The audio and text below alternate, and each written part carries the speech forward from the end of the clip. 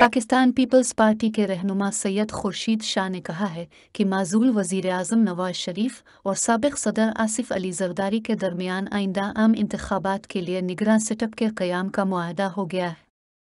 उन्होंने मज़ीद कहा कि हुकूमत और इत्तेहादी शराकत दार आइन और कानून के मुताबिक इंतखाबात के इनेकाद में एक सफ़े पर हैं, जबकि पाकिस्तान डेमोक्रेटिक मूवमेंट के सदर मौलाना फजल रहमान ने इत्तेहादी जमातों के कायदीन नवाज शरीफ और आसिफ अली जरदारी की दुबई में होने वाली मुलाकात पर बेरहमी का इजहार किया है।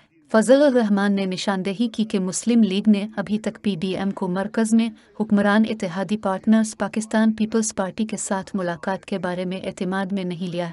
इस मुलाकात में होने वाले किसी खुफिया मुआहदा को तस्लीम नहीं किया जाएगा। फजल रहमान की रोने की एक वजह यह भी है कि आइंदा आम इंतखाबात के लिए निगरान सेटअप और मुस्तकबिल की हुकूमत के लिए जो बंदरबांट हो रही है इसमें फजल रहमान की पार्टी का नाम तक नहीं है। नवाज शरीफ और आसिफ अली जरदारी की दुबई में होने वाली मुलाकात को इत्तेफाका मुलाकात बताया जा रहा है, जबकि उन्होंने कहा कि मुलाकात अचानक नहीं बल्कि मनसूबाबंदी से हुई थी, इसलिए सबको एतमाद में लेना चाहिए था। यहाँ ये बात काबिल ज़िक्र है कि साबिक़ वज़ीर आज़म नवाज शरीफ ने दुबई के एक होटल में साबिक़ सदर आसिफ जरदारी से मुलाकात की, जिसमें मुल्क में आइंदा आम इंतखाबात के हिस्सा का फ़ैसला किया गया।